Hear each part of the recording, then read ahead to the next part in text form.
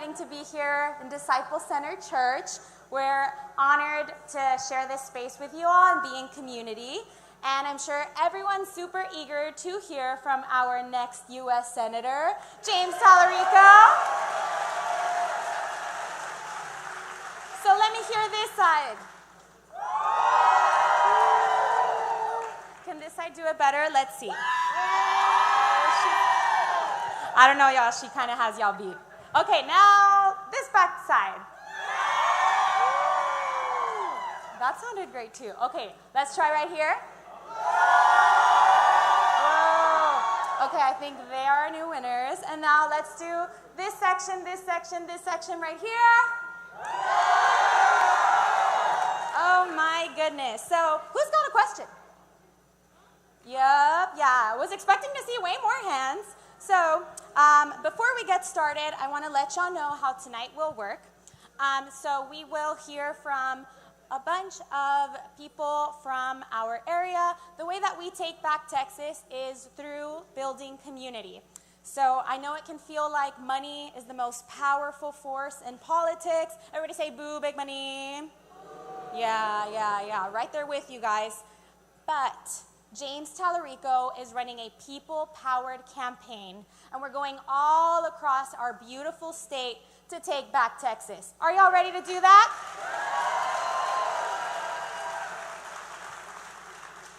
So, even though money has traditionally been this big, scary force all across politics, we're taking back Texas, community by community, Texans helping Texans, neighbors helping neighbors.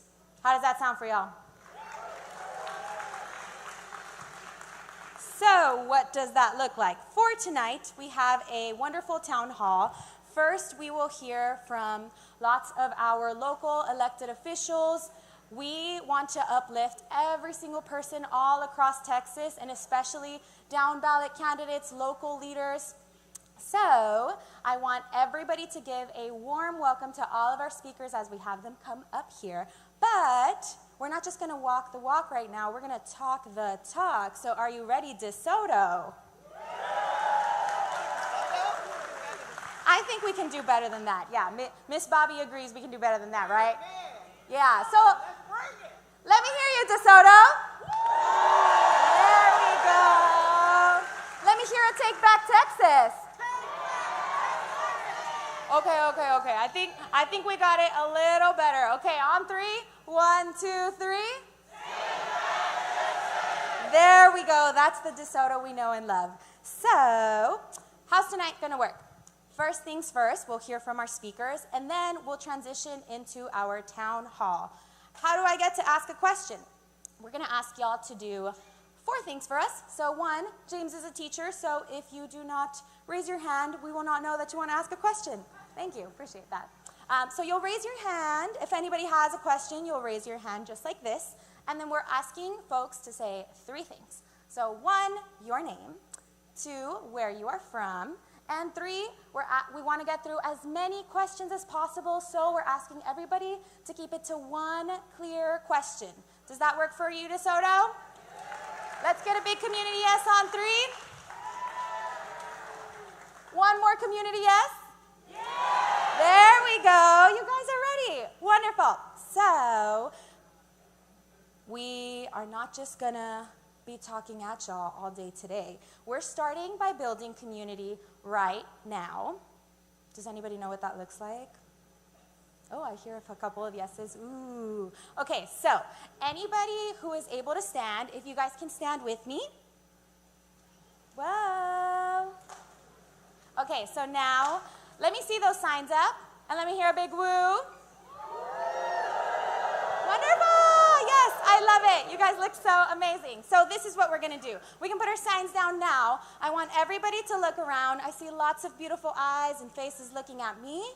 We are building community right now, so let's have everybody turn, look at each other, embrace the awkward eye contact. I see y'all looking at me. Look at each other. Everybody look at each other. So this is what we're going to do. Find somebody who you do not know. Does that sound good, DeSoto? Okay. Once we find somebody who we do not know, we're going to start already by telling them 3 things. Ready, DeSoto?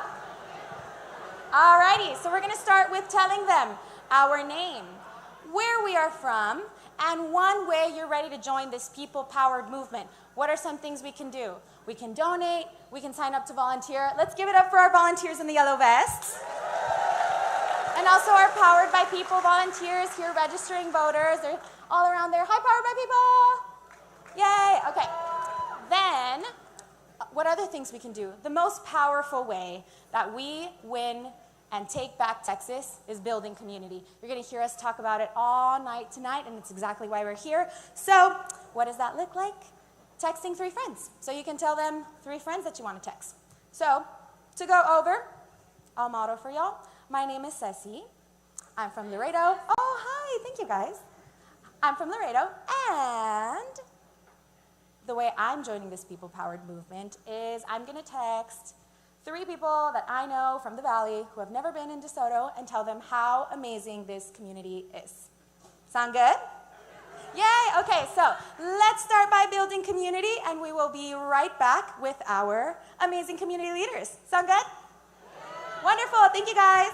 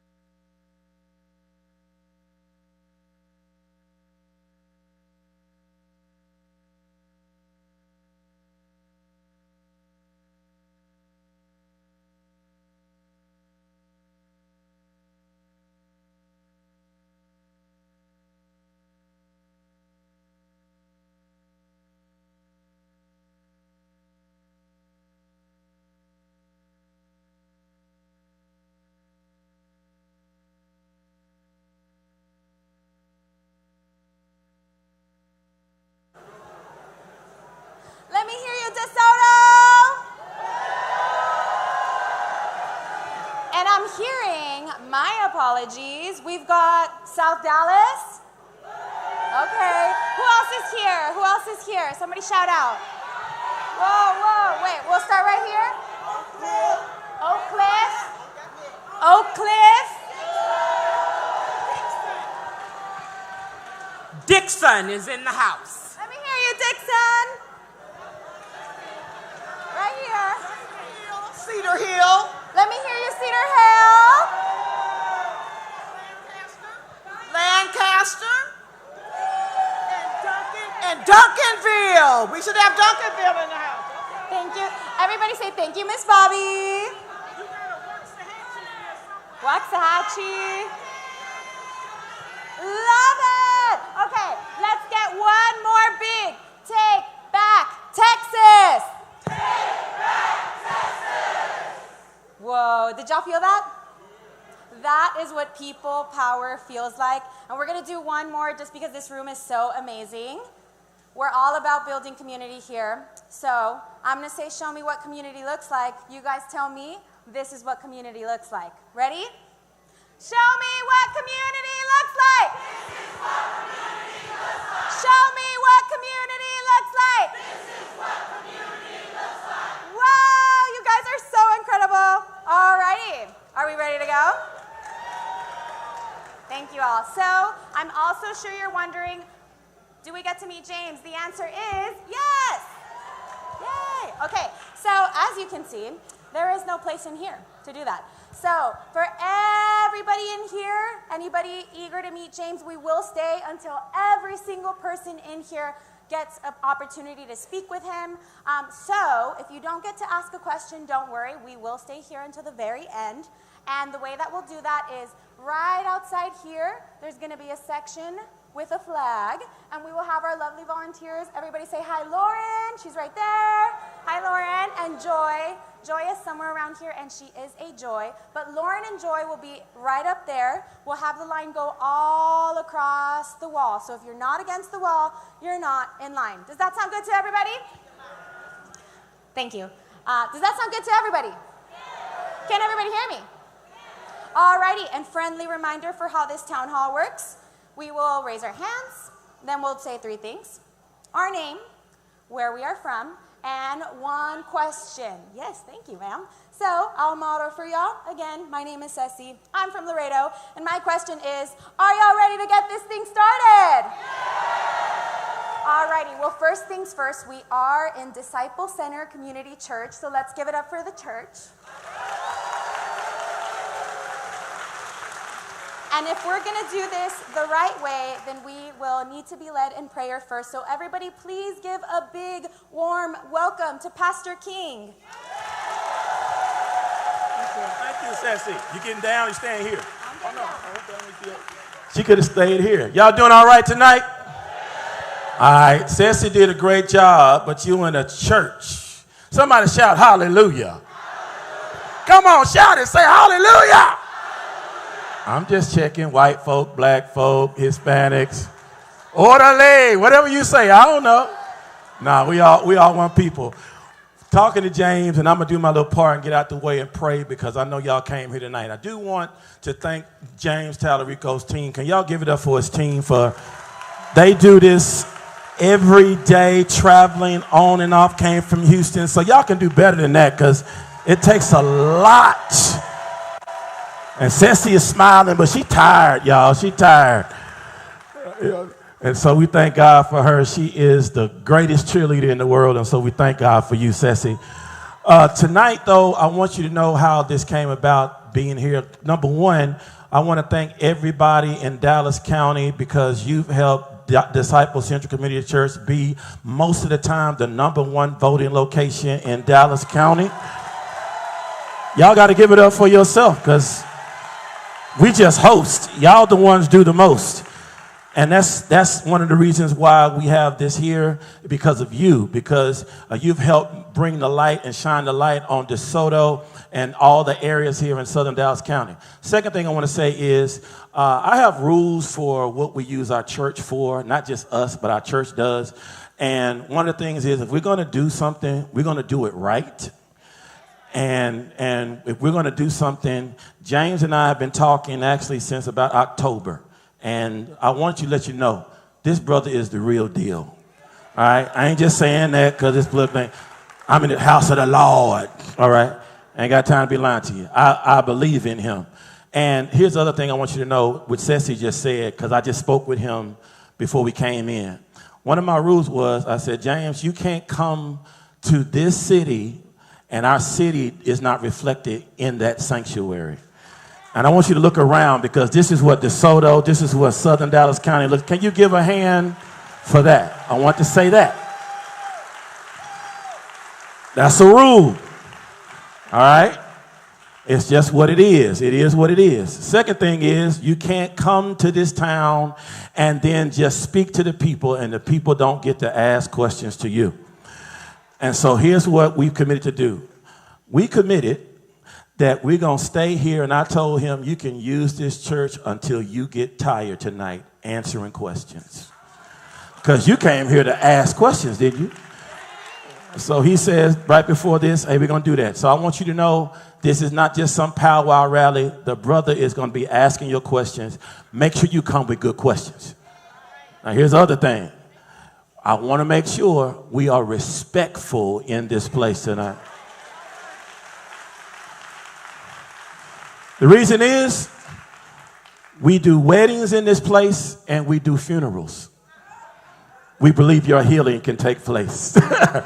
We'll get you out of here. We're going to pray for you on the way out. We got to pray for, but we're going to be respectful. Everybody look at somebody and say, be respectful.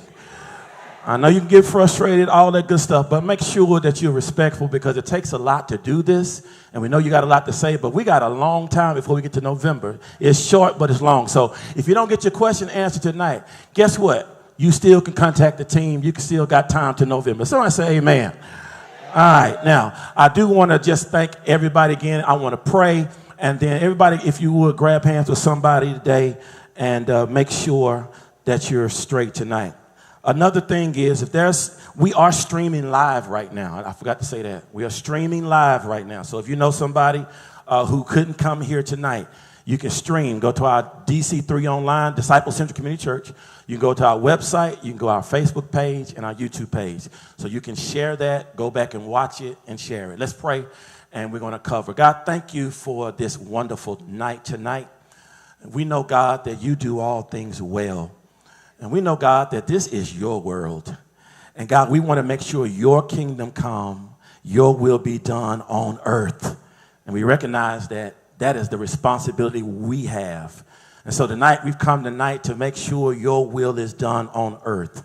And we thank you, God, for the man who right now is coming in just a moment that you have chosen for this moment to run for office, but not just run for office, to be a catalyst in this community, in this world, to champion the things that you desire.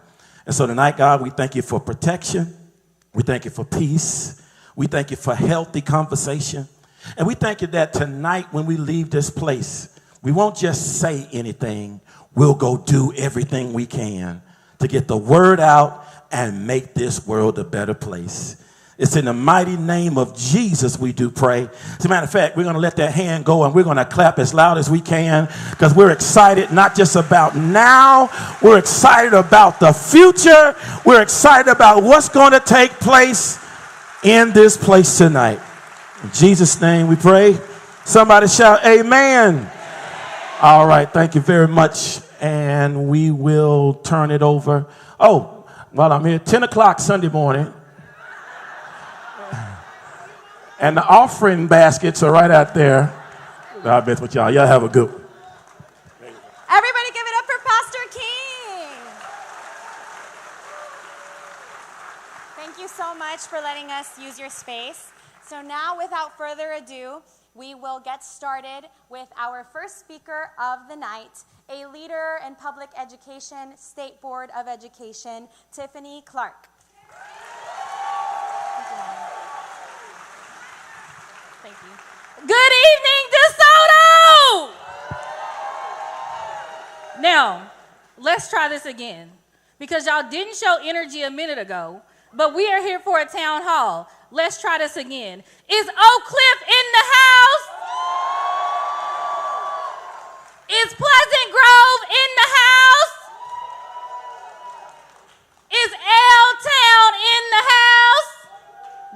sister, y'all. What about those neighbors down the street? Is Duncanville in the house? Is Cedar Hill in the house? Is Highland Hills in the house? Okay. So y'all are here tonight. So we are here for James Talarico Town Hall, right? All right, so y'all know public education has been under attack. As you know, the Republicans just passed a Bible-mandated curriculum in the state of Texas. Last time I checked, I don't want Ken Paxton or Greg Abbott teaching me Sunday school lessons. Matter of fact, I go to the Friendship West Baptist Church. So you know we're about social justice there. I just want to make sure we're all here for the same reason. I'm a black woman elected here in Texas. A Texas black woman elected official. And I don't need anyone to tell me who or whose I am. So make sure when you head to that ballot box in November, you check my name too. All right, so we have to figure out how we can really show up for James. I'm challenging you right now to pull out your cell phones, go to James Talarico website. Y'all not pulling out these phones. This is a real request right now. Pull out those phones. Go to James Talarico website. And let's just make a $10 donation right now. Because running a campaign is hard. Those yard signs cost money. Those t-shirts cost money. To be on the road, gas is high last time I checked. We need you all to fund this campaign like our lives depend on it. Because it does. So ask yourself, what are we going to do? What are you going to do? How many people are you going to call to make sure they get out and vote for James Talarico? And let's be clear, James isn't a perfect candidate, but neither am I. The same way you hold me accountable, you need to hold him accountable when we elect him to the Senate to represent us. But what James is doing, you can't tell me many elected officials have taken the time out to come do. And that's me with us today, to answer our questions, to hear from us, and to see how we can support him. But your questions need to be concise. They need to be straight to the point, y'all. We don't want to hear your background. Respectfully. Let's get to the point so we can get a lot of questions answered.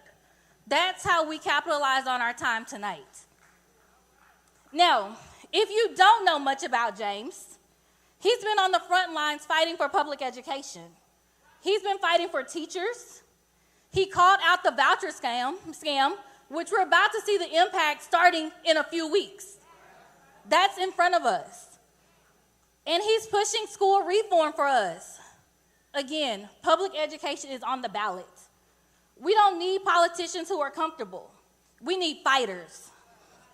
We need somebody willing to stand up for billionaire mega donors who think they can buy our elections, buy our policies, and buy our children's futures. And healthcare. Healthcare is not a luxury. It's life. And I know that personally. My father is on the kidney transplant list. So when I talk to you about healthcare, this isn't a talking point for me, and neither is it for James Talarico. I'm talking about my family, my priorities, healthcare, education. We have to do this, y'all, and we have to do this now. So again, pull out those phones, go to James' website, and I'm asking you to donate $10 and take 5 people to the polls with you. This is bigger than one candidate. This is about our children, our teachers, our public schools, our families. And if they're asking you if you're going to sit this one out, I suggest you say, yeah, absolutely. I couldn't do it, Pastor King, but you heard the crowd. So, remember, our children's lives are on the line. The decisions we make in November will have a lasting impact on our future. The time is now. Let's get James Talarico elected to the United States Senate. Dallas County, are you with me? Dallas County, are you with me? Let's get to work and let's get this done in November. Actually, matter of fact, early voting is October 19th. I'll see you at the polls.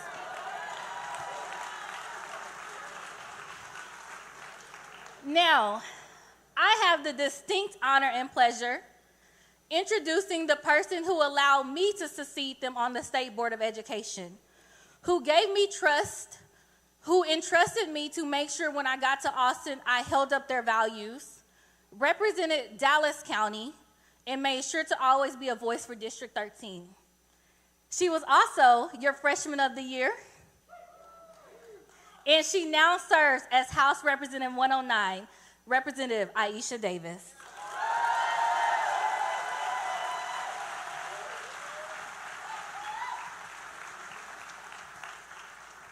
Thank you. Good evening, DeSoto. Wait a minute. What? No, we done been through this 3 times. Good evening, DeSoto. Yes, I am Aisha Davis. I'm so proud to represent this very area in the Texas House of Representatives. Proud to have served this area on the State Board of Education and very proud to have served as a teacher at DeSoto High School. Yes, yes. That is why I support James Talarico all the way for U.S. Senate, because as Tiffany shared, public schools are under attack. Now, we think because we gave a couple of dollars to public schools, everything should be all fine. But when you have Congress that's trying to shut down the U.S. Department of Education, everything is not all good.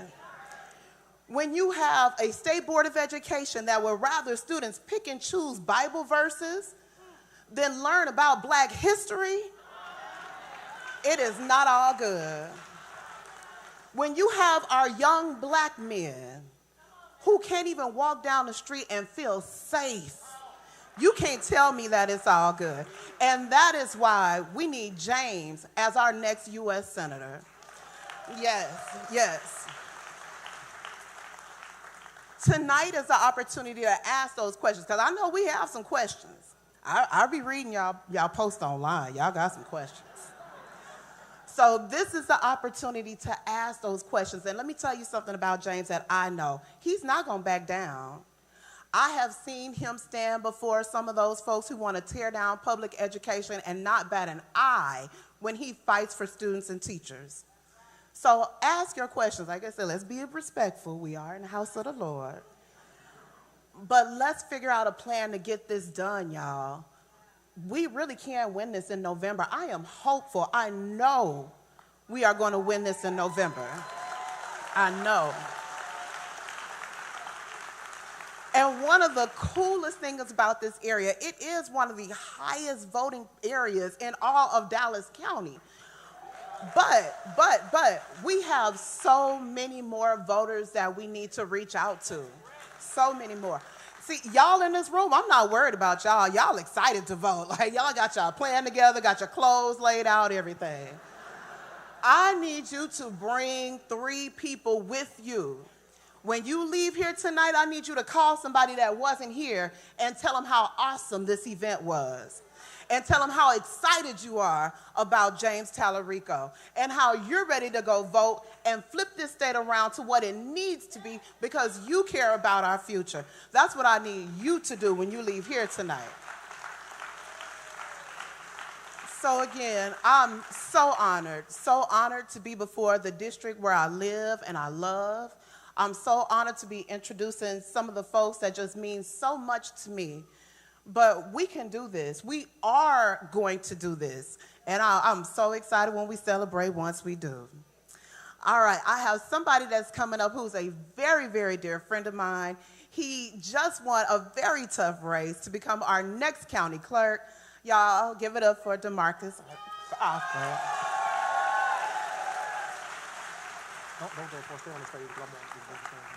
So I told Rep. Davis don't go too far because she's going to bring James out. But I'm going to be quick. How many of y'all are truly fired up about James and about this November election? How many of y'all are truly here to get our community organized, galvanized, and fired up about the work that's here in November? Because we're here to do some work. We control what happens in November, and we have to exercise our right to make sure that our communities get out and vote. So Southern Dallas County, are y'all fired up? Are you ready to go? So I want all our elected officials to please stand who are here. I'm not going to call your names, but if you're an elected official or appointed official, please stand. See, precinct chairs, appointed officials, whoever are here in the house, if you are a boots on the ground, stand up. Let's give them a round of applause for the work they do. Because sometimes they are underpaid, overworked, and still working on our behalf. Okay, y'all can be seated. Let's get to the business at hand. So one of the things is, my name is DeMarcus Alford. I'm the Dallas County Democrat nominee for Dallas County Clerk. 34 years old, the only black man running countywide. Now, there are other candidates as well that's running as well too. When I say countywide, let me tell you how significant that is, because one, we do know how hard it is us to get elected countywide and countywide seats. Now, we represent districts, but countywide. And my goal is this: when I hear people talking about, well, I'm not going to go vote for him. Well, who are you going to vote for? What's the option? If we don't wake up and understand what's going on, this campaign is not perfect. James is not perfect. When I called James and said, hey, the primary is over with, you have my support, let me know how I can be helpful and supportive of you. I said, let's come down to DeSoto and have a block walk. He showed up. Went to the senior citizen center and talked to the seniors with Mayor Pro Tem and our Mayor Krista Chisholm. And when he showed up, they said, look, I didn't vote for you. But since you're the nominee, I'm going to get behind you. I can't tell you there is no campaign in America that's perfect. But the point of the night is to express your concerns, talk about your issues, but be solution-oriented. If you have a problem, come with a solution. So in the spirit of Eddie Bernice Johnson, in the spirit of Barbara Jordan, in the spirit of Judge Rose, in the spirit of Kathy and Joy Gillum, in the spirit of our fighters, Zan Wesley Holmes, we have to make sure that we are all hands on deck. Because I'm going to tell you that we have a lot at stake. A lot of people across the country don't have the freedoms that we have. They don't have the opportunity to participate in their democracy. They don't have the opportunity to do the things that we get to do, protest without being hurt. A lot of people fought and bled and died for us to have the right to vote. And I'll be damned if I sit this one out. Excuse my language, Pastor.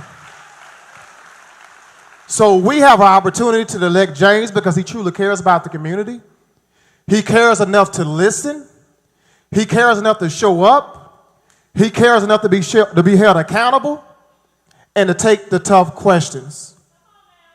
There's a lot of candidates running county and statewide. We need to make sure we hold them accountable as well. Because one candidate can bear the problems for all of us. So we have to make sure we're holding everybody accountable in this election. And work with our precinct chairs. Work with our party chairs. Work with our state and party officials. Because at the end of the day, the black vote has been taken for granted. But you know what? This room shows our collective power when we work together. And we stand in line to make sure things are actually getting done. So one of my good friends, we was talking, Samaja Bear, she said, you know, when America gets a cold, black Americans get the flu. So that's a very powerful testament. Let that marinate. Just think about that. So I'm not going to be long. I'm just got to sit down because if the preacher tells you, you know, when you keep going on, keep going on, keep going on. But I'm very excited. And I want Southern Dallas County, are you fired up? Are you excited about what's ahead in November? Do you believe in this campaign? So make sure you let the world and the state of Texas know that we are serious in Dallas County to make sure we get James Talarico elected as the next U.S. Senator of the United States of America. Because there is no other option for us out there. This is our only option to flip this seat and turn Texas blue. So I need everybody to understand that from the church house to the bars, to the deep element strips, to the hallways and byways, that we have to send a message that we are serious about business. And we are serious about electing Democratic candidates up and down the ballot. And the black vote is just as powerful as the bullet. So we must use it. So I'm going to pass it over to let State Rep Davis introduce our next U.S. Senator here. So, Rep. Davis, take it part. Actually, there is a celebrity I would like to introduce. Come on, sweetie.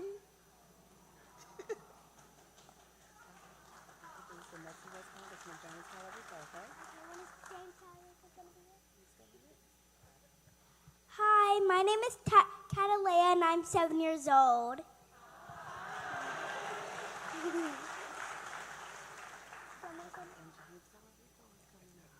And James Talarico is coming out.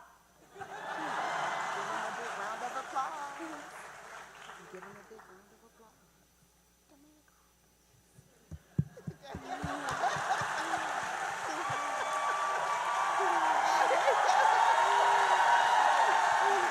Good job. I'm so proud of you.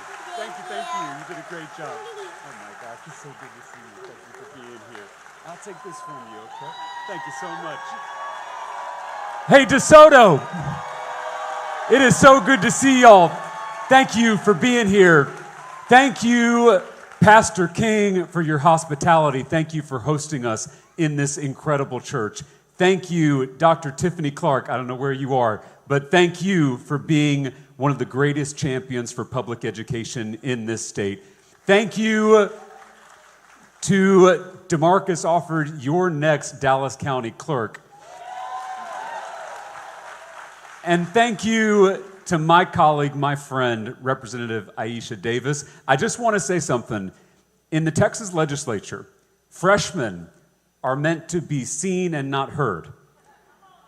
But in Aisha's first term, every time I looked up from my desk, she was up there passing some major legislation.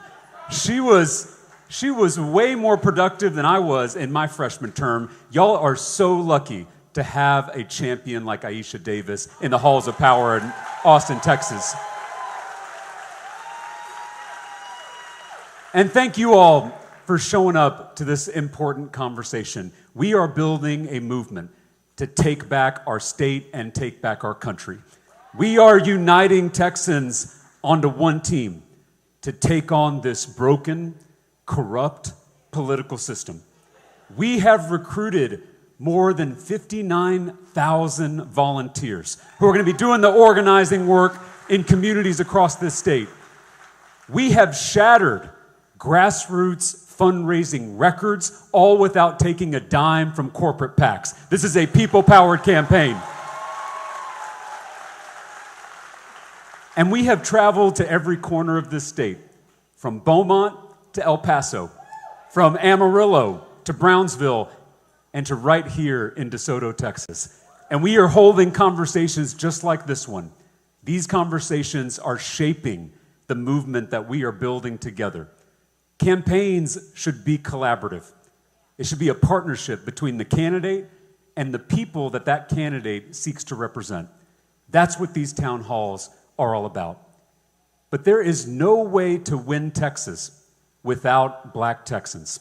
There is no way to represent this state without showing up for, investing in, and listening to black communities. And as the next U.S. Senator from Texas, I will represent more African Americans than any other senator in the country. And that work starts in the campaign, not after Election Day. And that is why we have been convening roundtable discussions with black business leaders, black elected officials, black community leaders, black faith leaders. It's why we've been worshiping in black churches. Yesterday in Houston, I visited 3 churches in one Sunday morning. My granddad was a Baptist preacher and told me I could never leave during a service. And I was a little nervous jumping from so many churches, but they told me it was all right. It's why we've been visiting our black-owned businesses all over the state of Texas. It's why we have been rolling out policy proposals that meet the needs of black communities, including working, I don't know if my colleague Tony Rose is still here. She's here. The legend, your Tony Rose. Y'all know that Representative Rose passed historic legislation to address the maternal mortality crisis in this state. And she and I worked together to put together a comprehensive plan to attack this maternal mortality crisis that is 3 times deadlier for black women in this state at the federal level. And I hope we can talk more about some of those policy plans in just a minute, it's also why we've been visiting our HBCUs. We held a town hall at Prairie View, and then I was honored to give the commencement address at Paul Quinn College up here in North Texas, the oldest HBCU in the state. It's why we've been doing interviews with black media, Dallas Weekly, Houston Defender, the Tashara Parker Show, and also on the podcast where younger folks are listening in social media spaces. We've been showing up where people are so they can hear directly from me. And that work is going to continue. This town hall is the beginning of a conversation, not the end of one. And we're going to open this up for your comments and questions in just a second. But before we do that, I just want to give you a sense of why I do this work. Because for me, politics and policy is deeply personal. Before I was a politician, I was a public school teacher on the west side of San Antonio. I taught 6th grade language arts at Rhodes Middle School. I often say that teaching middle school is the best preparation for politics. If you've taught middle school or you've had a middle schooler, you understand. I entered the classroom in the fall of 2011, right after the Texas legislature cut more than $5 billion from our public schools. I saw the impact of those cuts firsthand. I had 45 kids in one classroom. There weren't enough desks for all of my students, so I had kids sitting on the air conditioning unit. In the wealthiest country in human history, in the 21st century, children sitting on the air conditioning unit. And that got me mad. Righteous anger, Pastor King. I ended up leading a local education nonprofit that was helping low-income schools like the one I taught in. And then when a seat in that very same legislature opened up in my hometown of Round Rock, Texas, I threw my hat in the ring. I was 28 years old. I had never run for office before. I was a Democrat running in a Trump district, in a county that was so red it hadn't voted for a Democrat for president since Jimmy Carter. I was told by the powers that be in the Democratic Party that the race was a lost cause. I was told flipping a Trump district like that was impossible. I was told I was too young. I was told I didn't have the money or the political connections to win. But my neighbors and I gathered in rooms like this.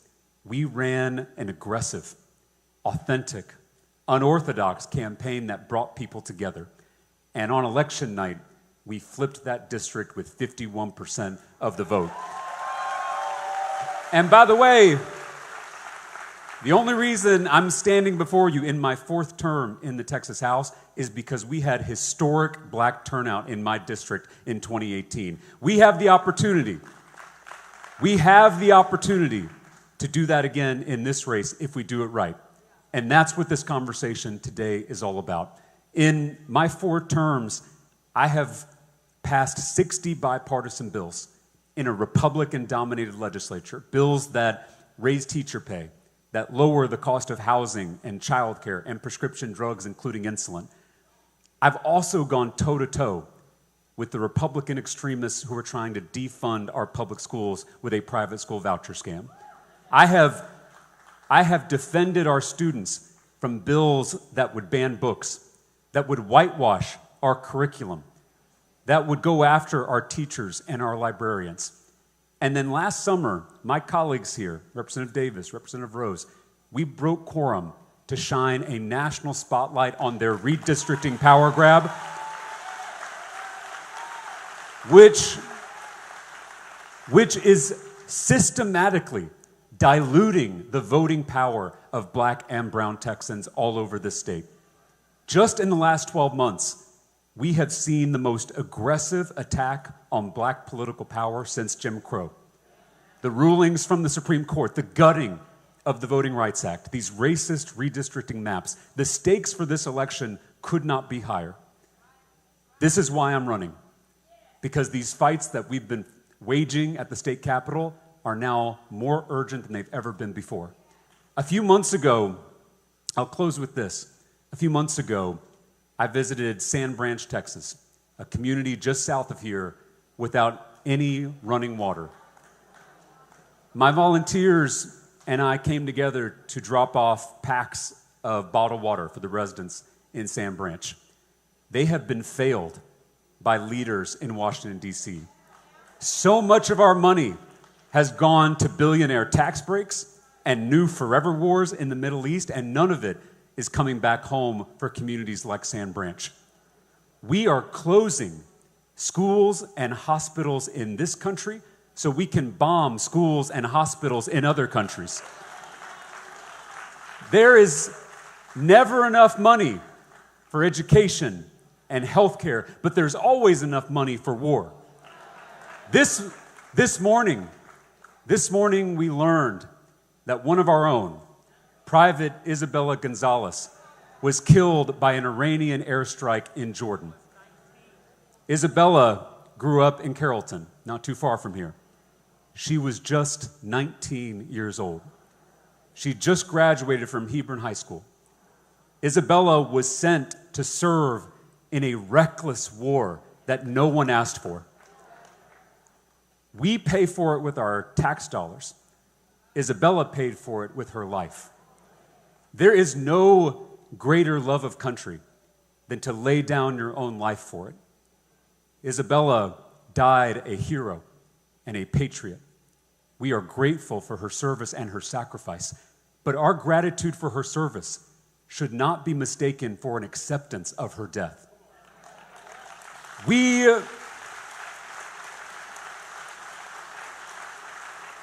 should not be sending our brave young men and women like Isabella off to die in another forever war. Our service members love this country. It's time for this country to love them back. This underscores the stakes of this election.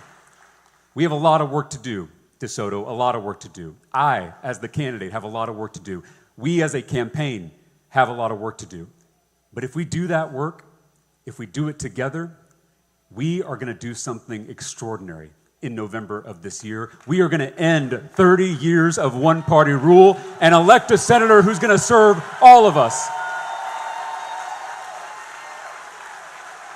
All right, that's enough of me talking.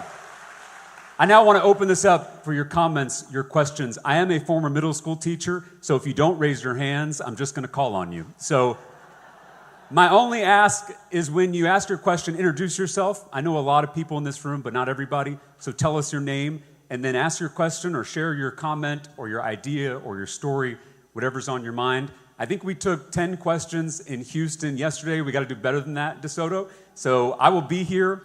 And if you don't get your question asked, I'm going to stay till the very end, and I will take every photo. I will answer every question. I'll shake every hand. I'll be the last person who leaves. I got nowhere but the hotel to go, so we'll be here for a while. I think we got our first question, and let me just tell you where the mics are. So Ceci has a mic. Where are the other mics? Falashade, right over there. Rob has one, and where's And Falashade? Rob. Right here. Falashade has one too. So just keep your hands up for So us. those are your 3 mics. Exactly. Thank you all. Thelma Clardy, former DeSoto City Council member. Hey. I'm going to make this comment quick. First of all, I commend you. Thank you for coming to DeSoto. My question is, as a former lawyer with the U.S. Department of Education, Office for Civil Rights, I am very disgusted with what's happening education-wise, civil rights-wise, and I would ask you to please, because the Education Department, Black women, not only with the Education Department and all the other federal agencies, have been impacted the most. Right. So I would ask you to have a platform to include how we can put these people back to work. Thank you, Councilwoman. And couldn't agree more. So a few things. We have seen hundreds of thousands of Black women laid off because of this crazy DOGE process. And I don't want to call them public employees. I want to call them what they are, which is public servants. These are the folks who selflessly sign up to protect our communities, to protect our schools and our kids, and they deserve so much better than what they got from Elon Musk's crazy DOGE committee. And I am committing to you that when we win this seat, when we win a Senate majority, we will repeal these DOGE cuts. We will restore these public servants to their positions. And let me explain real quick, because this is not just about someone's job. This is about all of us. Because some of you may have heard that a pest that we got rid of 60 years ago, the New World screwworm, is now back in Texas infecting our livestock. It is threatening ranchers and farmers all over the state. We had an office in Uvalde, Texas, staffed with experts monitoring the spread of the New World screwworm, preventing it from coming into this country. And then the richest man in the world thought it was a great idea to eliminate that office. And now the New World screwworm is back in Texas after 60 years. So this is not just about restoring people to their jobs, as important as that is. These jobs are critical. They protect us. They protect our economy. And it's why we need to do so much better by our public servants. So thank you for asking that question. You also mentioned education. So I, along with Representative Gina Hinojosa, our next governor, she's the best. I think our colleagues can agree Gina's the best. She and I sit next to each other on the floor of the House. We sit in the back row because we're the bad kids who cause all the problems. She and I led the fight against these private school voucher scams. And let me just real quick, for those that don't know the history of this, the first voucher scam was introduced in Texas in 1957. And for the history buffs in the room, you know that was just a couple years after Brown v. Board of Education. That first voucher bill was a deliberate attempt to allow white parents to take their kids out of newly integrated public schools and send their kids to white-only private schools.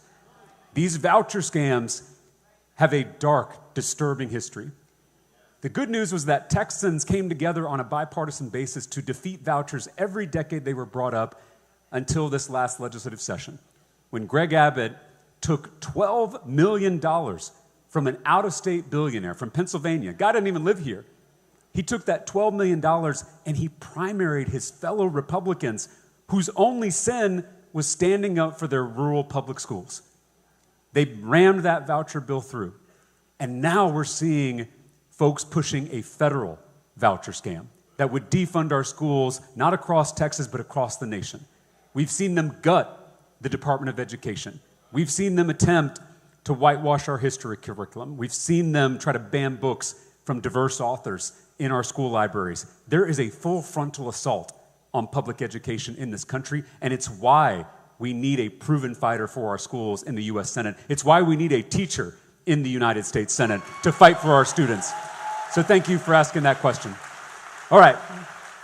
Falashade, yes. Hello, James. Thank you for coming. My name's Mia. I am a citizen of DeSoto. This is actually my polling location.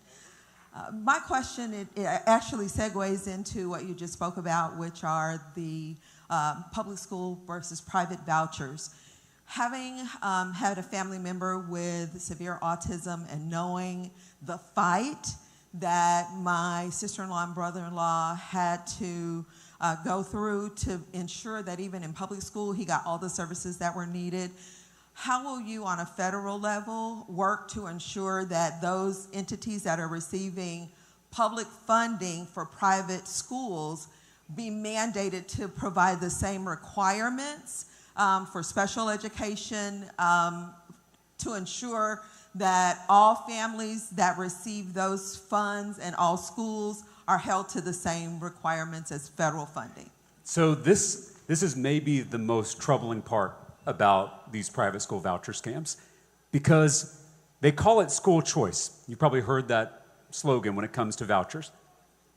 It's not school choice, it's the school's choice, because the private schools get to decide who's admitted and who's not. And the states that have tried these private school voucher scams, they tend to reject our students with disabilities, our students with special needs, our students in special education. They reject our students with behavior problems. They reject the students who need the most help.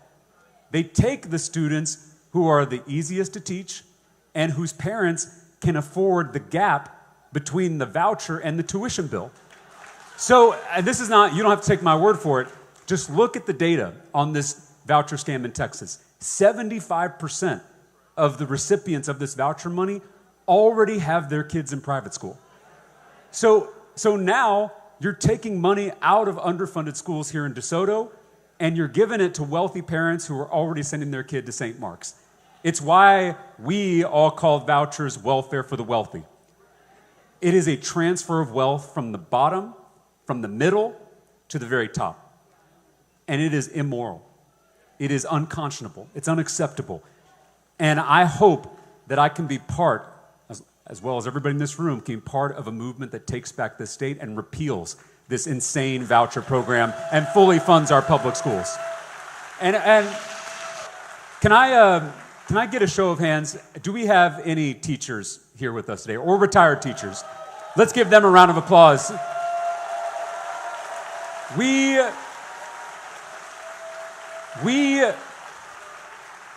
have teachers in this community, in this state, who are driving Ubers at night to make extra money.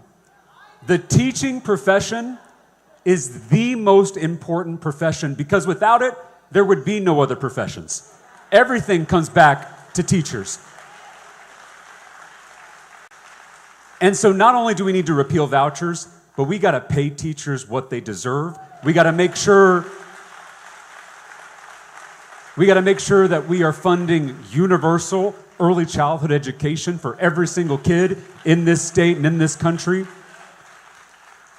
And we got to make sure that every single child, regardless of their skin color, regardless of the zip code they're born into, regardless of the language that they grow up speaking, has the opportunity to fulfill their God-given potential. And that is what we can do when we win this race in Texas. Other questions? Rob's got one here. I recognize you. Hi, my name is Catalan. I am 7 years old, and I am from Dallas. I love it. I love it. Well, You're doing great. Well, as I look around our community today, I know that our leaders aren't working for the people anymore, and I'm worried if they aren't thinking about how this affects my generation. As Malcolm, Amen. As Malcolm X once said, I am for truth, no matter who tells it. I am for justice, no matter who is for or against. All right.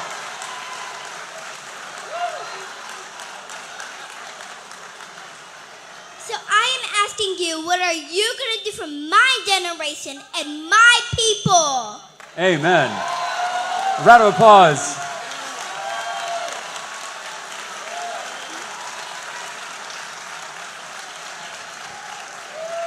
Round of applause for our next U.S. Senator. So it's young people like you, and I mean real young, that don't have political power. Because unlike all of us adults, you can't vote. You can't donate. You can't lobby. And therefore, your concerns, your needs get overlooked by people in power.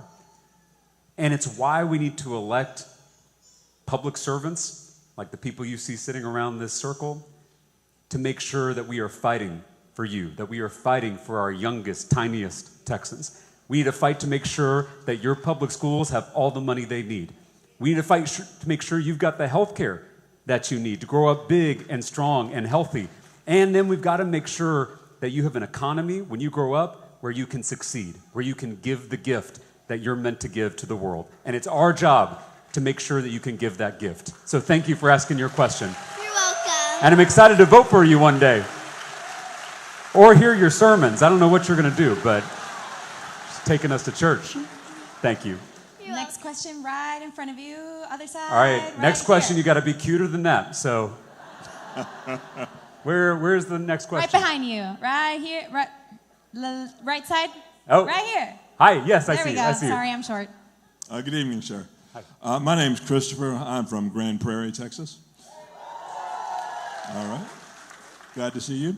My question is, I used to work for the state's public health agency. I got laid off last year. My question is that if elected, what is your vision for the federal government creating some type of new work relief program at the federal level, like what was done during the FDR era, like a Civilian Conservation Corps or a Works Progress Administration? I love that idea. And it's because we have so many talented people across this state, across our communities, who are still able to serve. And it's our job as a community, it's our job as a state to make sure we're giving you that opportunity to serve. And so I love the idea of a New Deal type program that provides those opportunities for those without a job to have one and to be able to contribute to our communities. I think it's so necessary. Right now, we've got so many people who are underemployed, not just unemployed, but underemployed. People who have so much potential, who have so many talents, and we're not taking advantage of it. And it's our job as public officials to ensure that we're creating an environment where every single person can contribute. Because we're stronger when we do that. We were stronger when it was happening in the New Deal era. And I think given the economic disruption that we're seeing, the economic disruption we will see from AI and new technology, we've got to be creative about how we build opportunities for people to still contribute. And so I love that thought. I'll give one plug. When you go home tonight, I hope you'll take a look at our policy page on our website. We have, I am proud to say, the most detailed policy page of any Senate candidate in the country. And on that page, there is an opportunity for folks to submit their ideas.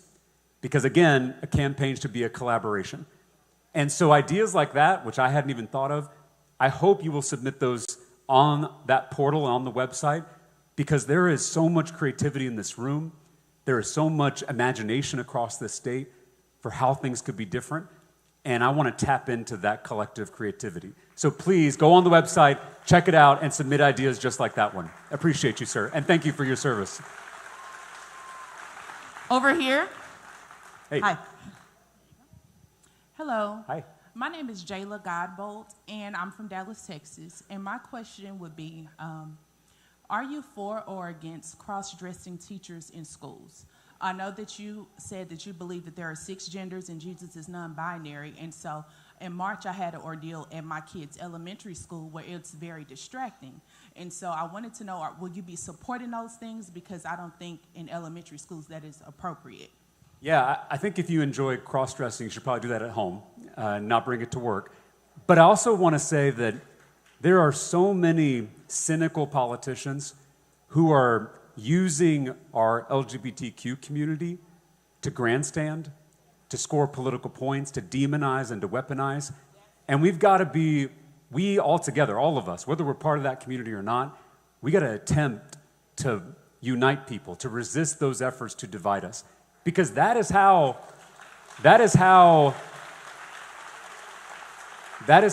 corrupt politicians like Ken Paxton stay in power, because they divide and they distract.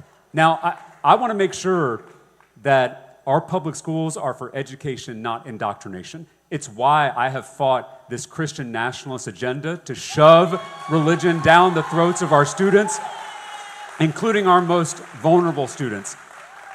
You may know that my faith is central in my life. My granddad, as I mentioned, was a Baptist preacher. And when I was real little, he told me that as Christians, we're supposed to follow the 2 commandments that Jesus gave us. Love God and love neighbor. And there's no exception to that second commandment. I'm called as a Christian to love all of my neighbors, not just my neighbor who looks like me, not just my neighbor who prays like me, not just my neighbor who loves like me. I am called to love all of my neighbors the way I love myself. And that's what we need now more than ever in our politics. So thank you for asking your question. Over here. Other questions? Yes. Hi, thanks for coming out. My name is Caress Marie, and I came all the way from Fort Worth, Texas to speak to you today. Hello, DeSoto. So my question is, I've heard on the campaign trail come from you that black voters are often disregarded from the DNC and from Democrats, that we're taken advantage of. What are you going to do to make sure black voters in Texas specifically are not taken advantage of by your policies? That's a great question. So thank you for asking that, and thank you for coming from Fort Worth. I'm actually going to be in Tarrant County tomorrow. And you're absolutely right. We got to confront the truth. The Democratic Party has a troubling history of taking black voters for granted. And it is the fastest way to lose an election, because the way to lose is to take any community for granted, to take any voter for granted. And I am committed to not repeating those mistakes. It's why we're having this conversation tonight. It's why we have been competing for black votes all over the state. I am treating black voters as swing voters. It's why we have been showing up in black communities all over the state, why we've been showing up on black media, why we are not just speaking to the issues that we all face, you know, the cost of housing, the cost of health care, but issues that black Texans face in particular, whether it's maternal mortality, whether it is the attack on voting rights, whether it's the attack on the HUB program, historically underutilized businesses, that is hurting black-owned businesses all over the state. We need to make sure that this campaign is reflective of the diversity of this beautiful state. It is impossible for any one person to reflect that diversity. And it's why we need to build a campaign that reflects that diversity. This campaign, you should think of this campaign as a teenager. It's not a baby anymore, but it's not quite an adult yet, right? It's going to be an adult after Labor Day. This campaign is an unruly teenager. And so there is so much growth still left for this campaign. And I want to reiterate something that was said earlier. I am not a perfect candidate. This is not a perfect campaign. This will not be a perfect campaign. But if we are all committed to the same goal, which is changing the politics of this state, and if we come together in friendship, real friendship, I don't want a relationship where we're just coming together for a photo op. I want honesty, because that's what real friends do. And if we do that, and if we adjust our strategy, if we adjust where we're spending money, where we're spending time, if we're reaching out to the people who need that extra touch, then we are going to be successful together. There is no way to win this but together. And so I am committing to you to continue to grow as a candidate myself. And on behalf of this campaign, I am committed to its future growth with you as our partner. And so that's what this conversation is about. I'm very much interested in ideas you may have. Some of the stuff we've been doing, the Paul Quinn commencement address. I was on DD in the Morning just a few days ago. Those ideas came from meetings like this, from small group discussions with black leaders, from open town halls where black voters have brought their ideas, from folks who were just sending them via email. Because this campaign is smart, but we're not as smart as everybody in this room, right? We need your creativity. We need your ideas. If you're thinking, I never see Talarico here, or I never hear Talarico talking about this, it is on you to tell us so that we can change, right? I will commit to doing better if you commit to helping us do better. This is a partnership. And we don't have time to be defensive as a campaign. We got a race to win. And this work is too important for anyone's ego to get caught up in it. This has to be about the state of Texas. This has to be about all of us. And so, to answer your question specifically, There are a few things. One, I want to talk about investment, because as you all know, this campaign has raised a lot of grassroots money. I do want to caution you, though, this is a big state, so there's a lot of voters to reach, and we got a lot more fundraising to do. I'm sorry for all the fundraising texts. I was actually doing a town hall like this, and someone lifted up their phone and was like, "You just texted me. How can you?" Anyway, they're all me.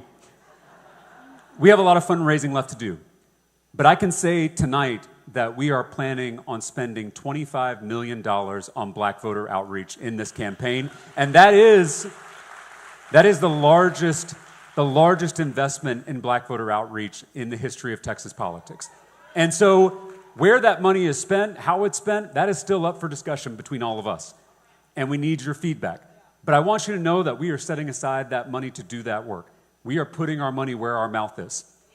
And then we got to do more than just ads. We got to do more than just mailers. I believe in human-to-human, person-to-person organizing. That is how we win Texas. Yes, the ads are important. Yes, getting our message on TV, on radio, in mailers, that's all important. And customizing those messages for different communities across the state, that's important. But the way we're going to win this election is neighbor to neighbor. And so we are investing major resources in a coordinated campaign. For the first time in 20 years, all the statewide candidates are coming together with the state party, with our allied organizations, with our labor unions, with our community groups, to coordinate our resources so that we're not duplicating efforts. And it's hard. It's hard and it's not perfect. We got a lot more work to do to make sure we're working with our county parties and our local organizations. But it is hard to get Democrats to all work together. Some of you may remember the Will Rogers quote, "I'm not a part of an organized political party, I'm a Democrat." It's hard to get us all to work together because we're all different. This is a coalitional party. We're all come from different communities, different backgrounds, different beliefs. But if we're going to win this thing, we all got to be on the same team. We got to be rowing in the same direction. And that takes work to make sure that every community feels like they are truly represented by the coordinated campaign. But I'm excited about the direction we're moving. The last thing I'll say, we have to invest in our down ballot candidates. And this is something we've got work left to do. You don't applaud yet, because we got work to do on this. But we have started the work of making sure that we are investing in and supporting those candidates at the bottom of the ballot. Because those candidates at the bottom of the ballot, they're going to help me and Representative Hinojosa at the top of the ticket. Because they're the ones who are knocking on doors, registering voters, actually speaking to the needs of each particular community. And I remember when I was running for State House how difficult it was to be a down ballot candidate. And so we have already invested $250,000 in the House Democratic Campaign Committee, which is helping take back the State House. We were just in Houston campaigning with Dr. Letitia Plummer, who will make history as the first black woman to serve as Harris County judge. We already talked about DeMarcus, who's going to be your next county clerk. But there are so many amazing candidates who are running for State House, State Senate, City Council, School Board. And we as a campaign, we as a coordinated campaign, want to make sure we're uplifting those candidates. So that is still a work in progress. And I know there are down ballot candidates here in the room that I've committed to doing a better job of supporting and helping. So this is a work in progress, but I just want to give you a sense of what are the key pillars of this plan so we don't make the same mistakes that the Democratic Party has made in our history. We are all the way back here to your left side. Right side Left now, side. right side, Side. right here. See us? Yes, all the way I back see you. here. Yes. Yeah. Hi, I actually met you this time last year in Austin, Texas. My Hey. name is Olivia Marmion, Hi, Olivia. and I live in Georgetown, Texas, which is near Austin, Texas. Yeah. And I'm the founder and president of the Southwestern University Black Alumni Network. And we're having our very own Freedom Summer 2.0, where we're looking to turn out the vote this summer. And so I have a question that is kind of similar to what the lady before me asked with the finer point. So, and I'm going to stick to the script because I tend to ramble. For far too often, black folks and black women are the backbone that hold up democracy. And Democrats give us crumbs and call it a meal once in office.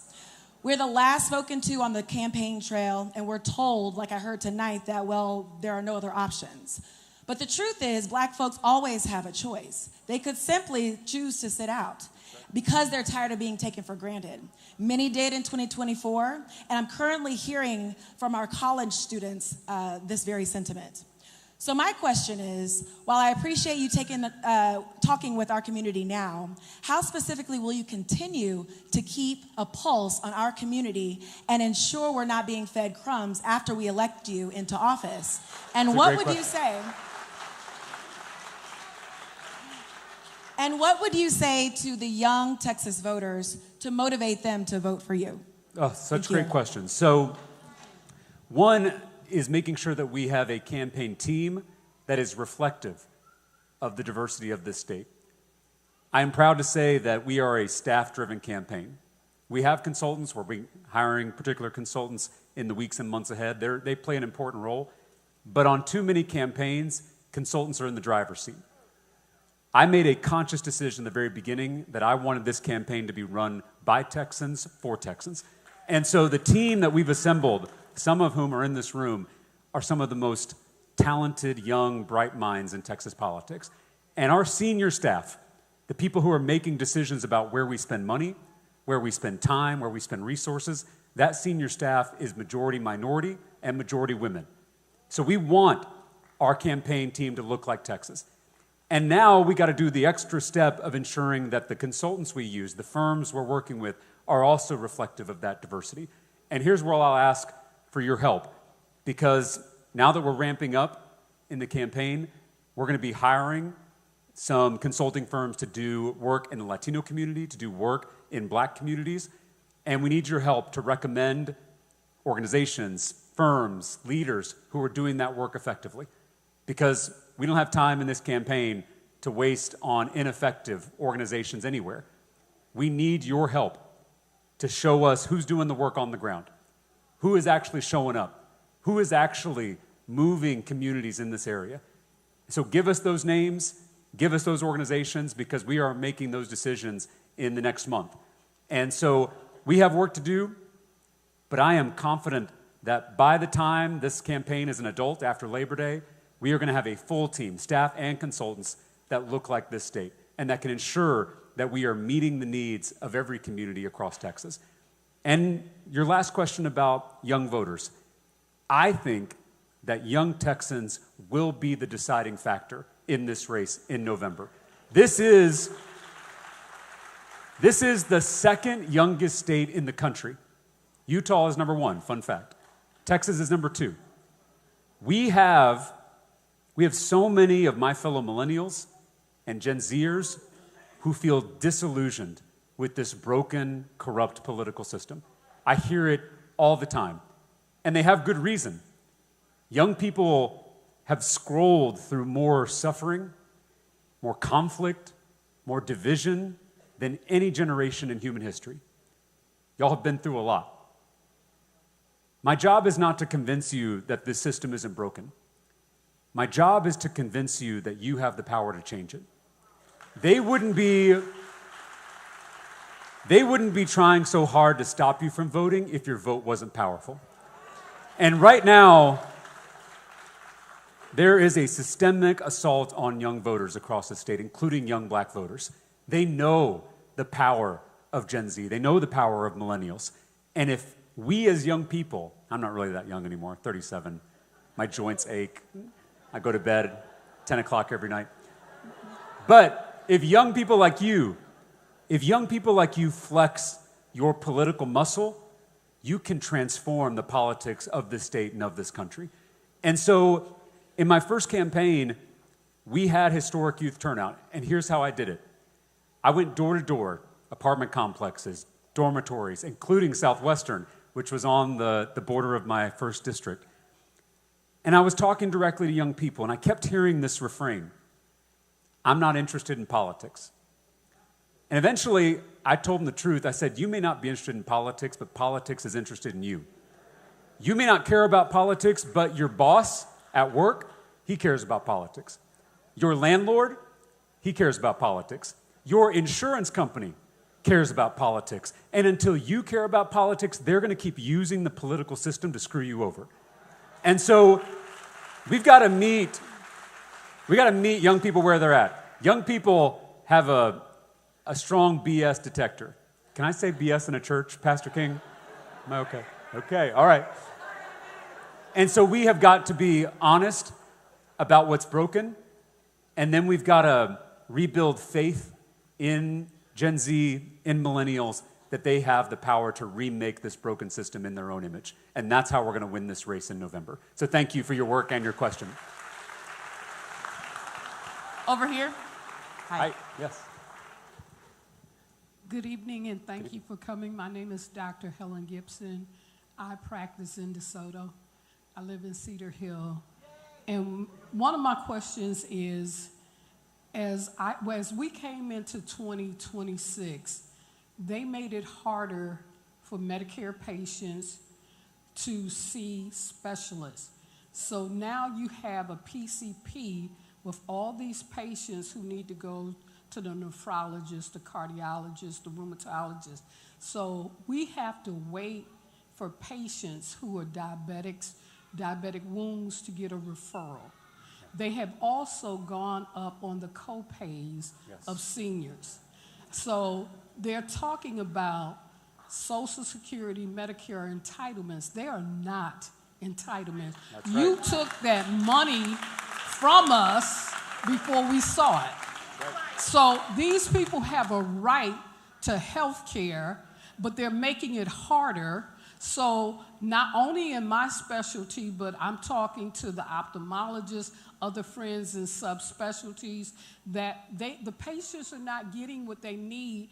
One patient, he's been 7 months, he just got in to see me, diabetic wound issues, because he couldn't get the referral. So what can we do to help what is broken in healthcare to make sure people in the United States, which alleges to be the richest country, get what they deserve? Yes. Yes. Thank you. And thank you for your service.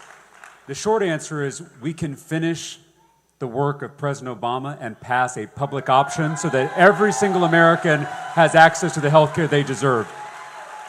Because healthcare is a human right. It is not a privilege.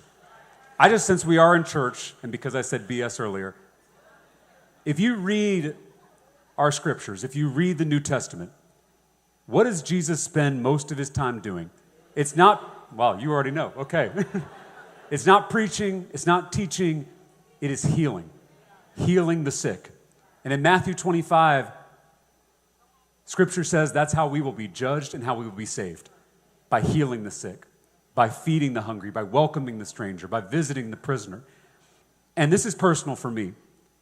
When I was 28, I was running for my seat in the state house. Again, I was running in a Republican district. So I had to do something to change the game. I said I ran an unorthodox campaign. What I decided to do was walk the entire length of my district, from Round Rock, Texas to Taylor, Texas, 25 miles. I walked the whole thing in one day on foot in the Texas heat, and I held town halls along the way. I wasn't worried about my ability to do a 25-mile walk. I was 28 years old, perfectly healthy. I hike Big Bend every year, and it was pretty flat terrain. But halfway through the walk, I started to feel fatigued and nauseous. I figured I was dehydrated, so I just chugged some water. I kept going. I actually threw up a couple times along the walk. Somehow I finished it. When I got home, I figured I just needed a good night's sleep. I went to bed, and I slept for 36 hours straight. My family got concerned. They took me to the ER where nurses checked my blood sugar. I wasn't even sure what blood sugar was. They told me a normal blood sugar is 100 or lower. Mine was 900.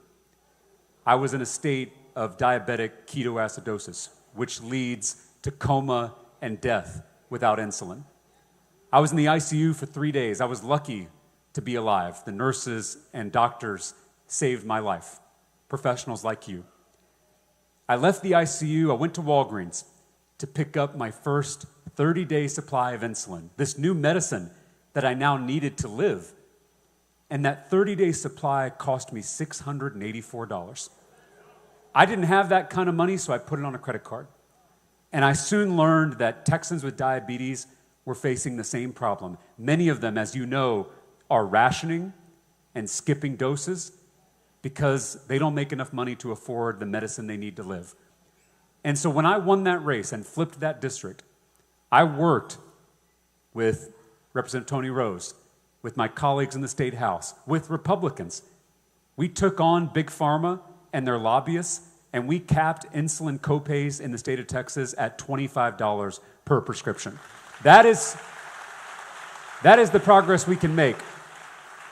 But as you know better than anybody, we have the highest number of uninsured people in the whole country. So the copay cap doesn't do a lot of good if you don't have insurance. And so we have a deeply broken healthcare system. We have for-profit, private health insurance companies that are sucking the blood out of this healthcare system. And we sometimes sanitize this by talking about premiums rising or people falling off their health insurance. But we should be honest about what ends up happening, and that is people die. People die needlessly. This one big, ugly bill that passed a year ago today, that bill, based on bipartisan estimates, says that it's going to kill 51,000 Americans needlessly every year because of cuts made to health care. We didn't expand Medicaid. Well, not we. Tony Rose and I would have expanded Medicaid in a heartbeat. The Republican leaders of this state have refused to expand Medicaid. And because of that, so many Americans, so many Texans rely on the Affordable Care Act, on those subsidies. And because those cuts have been made to the ACA, we've seen some Texans see their premiums rise $1,000. Some of them have fallen off their insurance entirely, and some of them will die because of it. So this is an emergency across the state of Texas. And I think what you're seeing as part of this campaign is people coming together. Black, white, brown, rural, urban, suburban, Democrats, independents, and Republicans who are rejecting the extremism and the corruption in our government and who are ready to fight to make sure that healthcare is truly a human right for every single person in this state. Who's next? Right over here. Oh, over here. Hey, how are you? How you doing? Good. My name is Jay Swarobo Inabi Carey Jr. I'm actually a member here at DC3. Hey, thank you. All right. So when the term middle class was mentioned by politicians, many black Americans, such as myself, we hear the silent white at the beginning of the middle class. The current man-made financial crisis is not just about class. There's a racial component to it that's often ignored. We have a record number of black women and black men who have lost jobs due to Trump's economy and a spineless Congress to hold them in check. You win in November, majority party or minority in Congress. What is it plan for reducing black unemployment? Yeah, it's a great question. And I hear from black Texans who have lost their jobs over the last 12 months all the time, all over the state. And we need a senator who's not just going to reverse the cuts made through the DOGE process, but who is absolutely committed to unrigging this economy so that all of us can get ahead. Right now, we have too many working poor. And in my view, that should be an oxymoron. If you are working full-time in this country, you should not be poor. And we have so many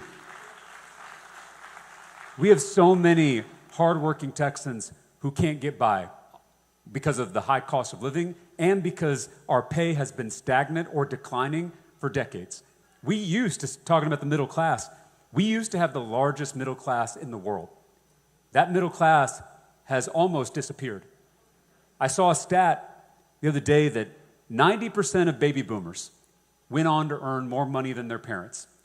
That's a pretty good definition of the American dream, earning.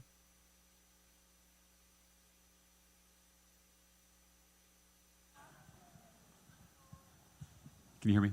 I heard someone say Ken Paxton. This section over here, troublemakers. So 90% of baby boomers made more money than their parents.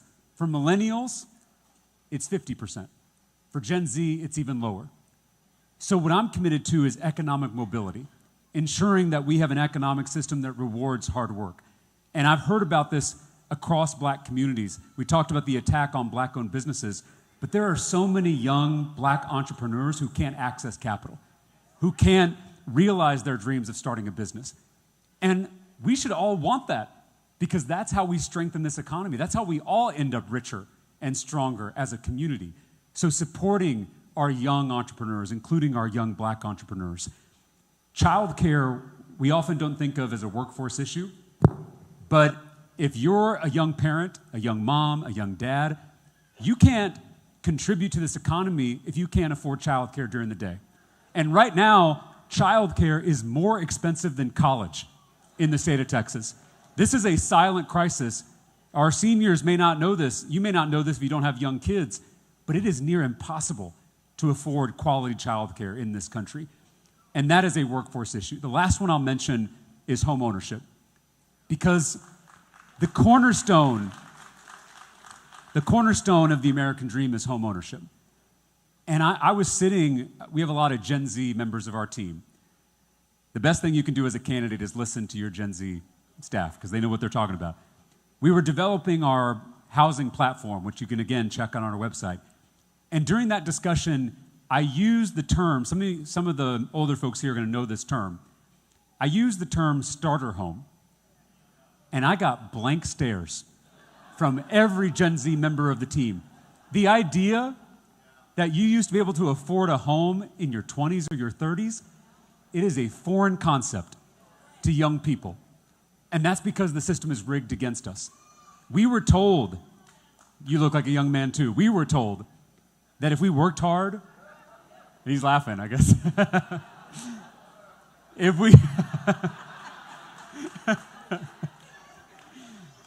If we were told if we work hard, if we play by the rules, if we study, we could live that dream, and that was a lie. And so I passed a bill in the state legislature to allow us to start building a kind of housing that they use all over the world, smaller complexes for things like condos, which is a great entry point to home ownership. I passed that bill in a Republican legislature, but we also need to go one step further at the national level. We have to outlaw Wall Street from gobbling up all the housing stock in this state and in this country. We have to end exclusionary zoning and the vestiges of redlining so that all of us can benefit from home ownership. This has to be at the cornerstone of our economic vision, because if you can't own property, it's hard to be able to build wealth generationally, and that is the goal. And so we have more work to do on this, but we are trying to articulate an economic vision where folks who work hard, folks who play by the rules are able to get ahead. That's not the economy we have today. If we're going to rebuild the middle class, then we all have to come together to win this election so we can unrig this broken economy. Thank you. Next question right behind you. To your right. Right here where this camera is. Hey, right yes. here. Hi. Hi, Mr. Talarico. Welcome to what we call the best Southwest here in the southern Dallas County. I love it. My name is Ahmad Garrett. I'm a college student and resident of DeSoto. You speak and are very vocal about the influence of big money in politics, and I'm curious how you intend to foster bipartisanship in the Senate to push campaign finance reform and hold our elected officials accountable for prioritizing corporations and special interest groups over us, the people. Such a good question. So I know I sound like a broken record about money in politics, but it is the rot at the core of this broken system. It's why we can't make progress on healthcare. It's why we can't make progress on education. It's why we can't make progress on unrigging this economy. It's because we have a government not of, by, and for the people, but of, by, and for the billionaires. And we have to be honest about that fact. I have said many times that when we win this seat, when we win a Senate majority, when, God willing, we have a person in the White House who believes in the Constitution, when we have the House, the Senate, and the executive branch, the first thing we should do, the first thing, before we get to healthcare, before we get to education, before we get to jobs and the economy, the first thing we have to do is fix this democracy. We have to overturn Citizens United and get this big money out of our politics. We must ban corporate PACs and super PACs so billionaires aren't making unlimited secret donations to campaigns. We must ban members of Congress from trading stocks and enriching themselves while they're in public office. We must overhaul the Supreme Court because we've seen corruption in the highest court in our land. And we must finally pass a national ban to end gerrymandering once and for all in every state in the union, red states and blue states alike. Because I know all that sounds like inside baseball. It sounds like process. But until we fix the system itself, we're not going to make progress on the issues we care about. I want to mention one more thing that should be part of that comprehensive political reform. It may be the most important thing, and that is passing the John Lewis Voting Rights Act in Washington, D.C.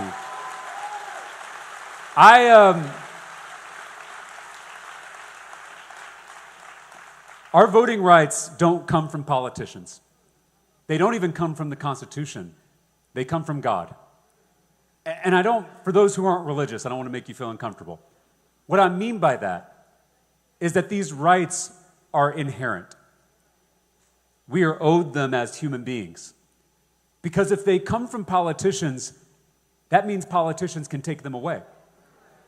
But if they come from God, those rights can never and should never be taken away. That is what we're forgetting in this country. This seat that I'm running for is LBJ's Senate seat. And some of you know that it was a Texas Democrat, a Texas teacher, that signed the Voting Rights Act into law. We have to win this seat and live up to the legacy of Lyndon Johnson. And that starts with passing federal voting rights protections for all of our neighbors. So thank you for asking that question. And I hope we continue pushing the Democratic Party, pushing all elected officials to prioritize that systemic political reform so we can get this country back on track. Other questions? Got a question over here? Yes. Good evening. My name is Osanla Olamoel. I'm just retired from the state of Texas, and I moved to Lancaster, Texas. My question deals with reparations. I'm a descendant of an enslaved foundational Black American. This country has given reparations and support the state of Israel since 1960, which is the year that I was born. We've also given reparations to Japanese as well. With the onslaught of police brutality of Black Americans here in America, this has been going on for some time now. Do you support? Thank you. Restoration, repairing past harms is part of my faith tradition. It's part of the values I was raised with. And it's exactly why we need a lot of the policies we've been talking about here to invest in Black communities, to invest in Black Texans, whether it's tuition relief, whether it's home ownership grants, whether it is baby bonds to ensure that Sam Branch is a freedman community. So we are seeing the reverberations of slavery in modern day Texas all over the place. And until we as a society are committed to righting those past wrongs, of restoring our Black communities, we're never going to be able to get this country back on track. And so we, I think, in this election have a prime opportunity. If we win Texas, we'll transform the politics of this nation, and it will allow us to build the political will to be able to repair those past harms. Part of what you asked is about a crime bill. In the state legislature, I had a over for not dimming his brights. so many times that he died right in front of them. The whole thing was filmed for a reality TV show called Live PD. It's kind of like Cops. I worked with Javier Ambler's family, his sister Kimberly. She and I started to do some digging, and we found that there's an incredible amount of research on these reality TV policing programs, that these programs encourage more violent interactions between law enforcement and their constituents, particularly their black constituents. And so Kimberly and I, we walked the halls of the legislature. We went office to office, Democrats and Republicans alike, and we passed Javier Ambler's law, which bans reality TV policing in the state of Texas. No longer can a reality TV show like Live PD or Cops contract with a law enforcement agency in Texas at any level, local, county, or state.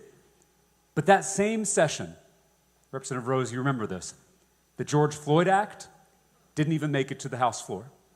So while we made progress for Javier, while we made progress in banning these reality TV policing programs, we failed to pass the George Floyd Act, which would have been transformational in ensuring that police officers are actually protecting and serving all of us. And I hope that when we win this seat from police violence. I'm glad you touched, well, first of all, my name is Trina Lampkin. I'm from Oak Cliff, Texas. Hey. I come today to talk about generational wealth. And that is a thing that's being demised in Dallas County alone. We are working hard every day to buy homes, yet our homes are not going to our children. And it's not there because we're being erased daily by predatory sales.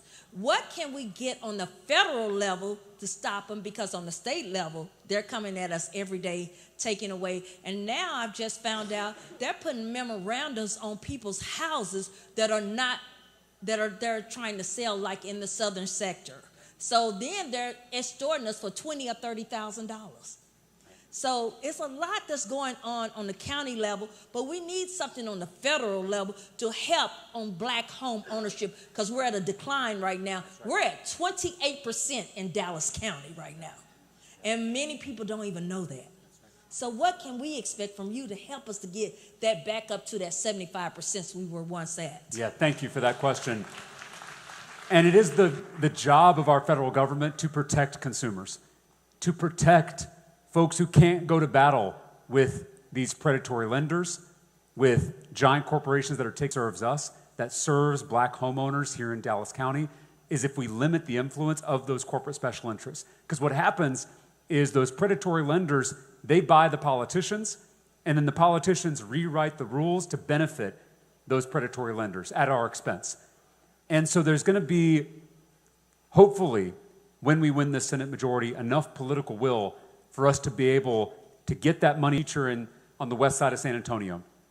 I taught almost exclusively black and brown students. It tells you something about modern day segregation. And my students struggled with generational poverty. It wasn't situational poverty. Their parents are poor.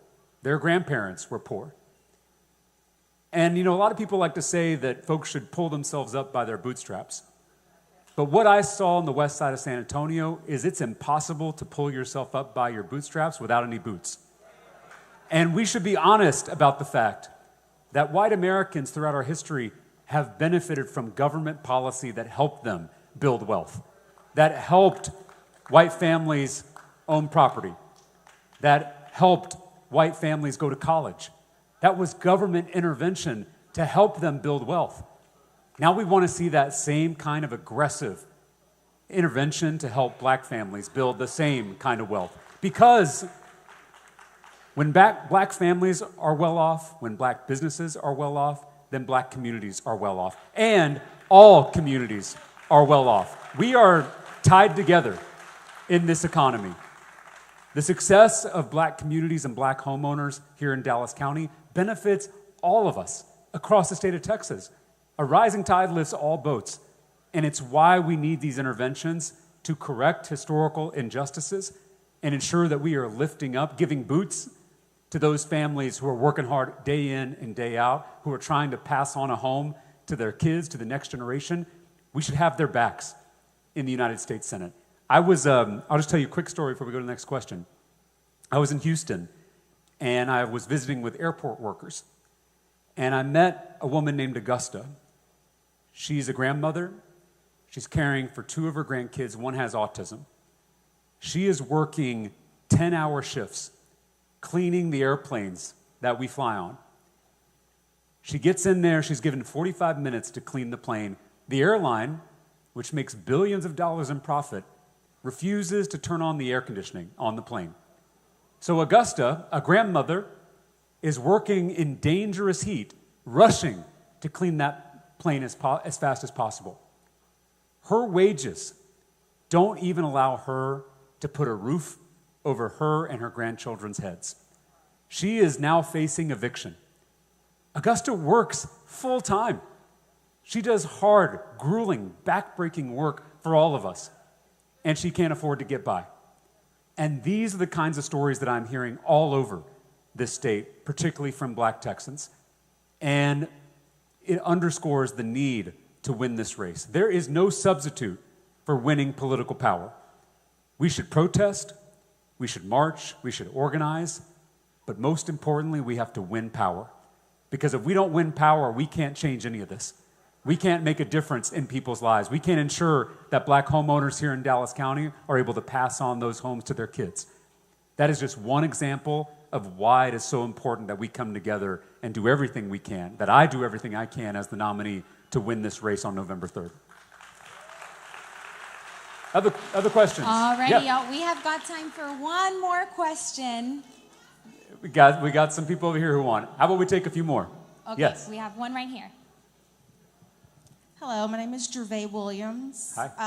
I'm a current federal employee. I work with the VA, and day one, everyone's seen this administration attack us.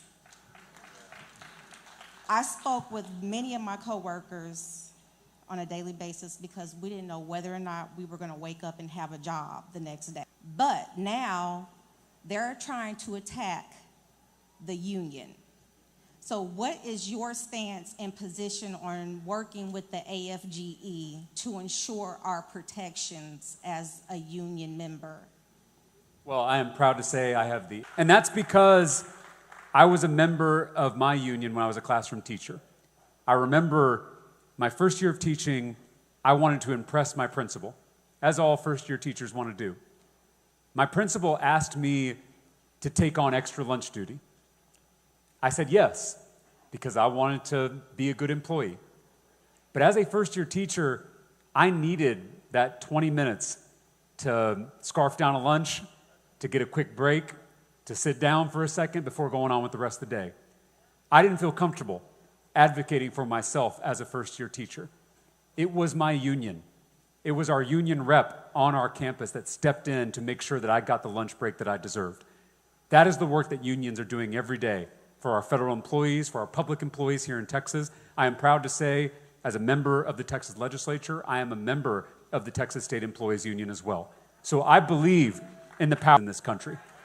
Labor unions built the middle class, and it's why we have to strengthen our unions all over our economy, because they're the folks who are fighting for workers in the workplace and ensuring that all of us are benefiting from the fruits of this economy. So, yes. I'm from South Eau Claire. My question is, since I've been back since 2017, I have noticed the over-policing in our neighborhoods, especially during Juneteenth. I myself was attending an event in Lancaster, and our event was closed down 2 hours prior to it actually ending. We were doing nothing. It's from other people that I know very closely over North Dallas, Eau Claire, South Dallas, all over police. But 4th of July actually has a lot more investigations into civil rights investigations, police investigations. The craziness in this country has gotten worse. Our people have getting killed left and right. Carmela Anthony's case is just a fucking tragedy. Excuse my language. But it is. But it is. So what are we going to do to fix those harms? There should be no reason why I can't go to, because you don't have anything to do with it, you weren't getting paid in some type of way, that we are not allowed to do our own thing without being constantly policed. I have more trauma from living here, coming back here, than I did when I was in Bahrain, Kuwait, Afghanistan. And that's the anxiety. That's what I was most worried about. I came back here because my family is here for my son so he can get to know them. But that was what am I going to be like now when I'm driving around? Am I going to get harassed by the police, the state troopers? The Dallas DPD are the biggest gangs that I know of in this freaking country, and it has got to stop. Thank you. Thank you for your question, and thank you for your service. This is unacceptable. I was proud to march in Dr. Opal Lee's Walk for Freedom in Fort Worth for Juneteenth. It was one of the most beautiful celebrations I've participated in the whole campaign. So many Texans showing up, black, white, and brown, all together, marching for justice, marching for progress, marching for freedom. It was a joyous, beautiful thing to see.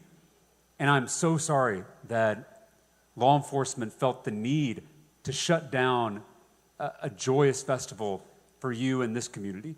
It is unacceptable. Law enforcement is here to serve us. It is here to protect us. And too often, we see law enforcement weaponized against black and brown communities in this state. We have a deeply broken justice system. We have a deeply broken approach to policing. There are folks who are advocating for change, for community policing, for building trust with neighbors on the ground, because that's what keeps us safe. We've seen leaders advocating for resources to address the root cause of crime, right? Poverty, right? Housing instability, mental health, the things that are actually going to keep us safe long term. So what we need are leaders who, one, have a proven track record on this, which I have in the state legislature, and I invite you to look at my track record on issues of law enforcement and justice reform. And we need to make sure that we build a system where everybody has because it's community gatherings like that that keep us safe in the long run. And I think it is so short-sighted for folks to be going after events like that, because if we have law enforcement, if we're spending precious law enforcement resources on a Juneteenth festival instead of going after people who actually mean to do us harm, then that endangers all of us. And we'll just, and I do want to just mention this. I was in Houston last night, and we had a prayer vigil for Lorenzo Salgado Araujo, who was murdered by ICE on the streets of Houston. Our immigrant community is also facing a similar threat from being over-policed. Every resource going after construction workers like Lorenzo Salgado is a resource that's not going after folks who are actually committing crimes. And so we have to get back to a place where police, where law enforcement, where ICE, where they are actually fighting for public safety, not fighting our communities. And I think that if we win this race in November, we will build the political will to take federal action to ensure that law enforcement is actually protecting and serving all of us, not just some of us. I know we've talked about some heavy topics here. And I know things are dark right now. All you got to do is open up your phone, turn on a TV, and you're flooded with bad news. We've talked about some of these things that are happening to black Texans, things that are happening to our communities. And like many of you, I am tempted by hopelessness. I'm tempted by despair. I feel those things tugging at me. And when I'm feeling this way, there's a verse of scripture I return to. And I want to share it with you as a gift, whether you're religious or not. It's in the Gospel of Luke, when Jesus says something really strange. He says, "Blessed are you who weep." And that's a strange thing to say. How can someone who's weeping be considered blessed? Can be fertile soil. Sometimes we see the world most clearly through our tears. If your heart is breaking as you watch what's happening to our beloved country, it means you still have a heart. I want you to trust that. I want you to protect that, because that is how we're going to get out of all of this. So blessed are you who weep. Thank you all for being here today. God bless you. I'm going to be in this photo line. If you didn't get a chance to ask your question, I will be here till the bitter end to answer any question you may have. God bless you, DeSoto. Let's go win this thing. Thank you. Alrighty, y'all. Friendly reminder, please stay and ask us questions. We're going to be right out here. If you are not against this wall, you are not in line. Appreciate you guys so much. And let's take back tech.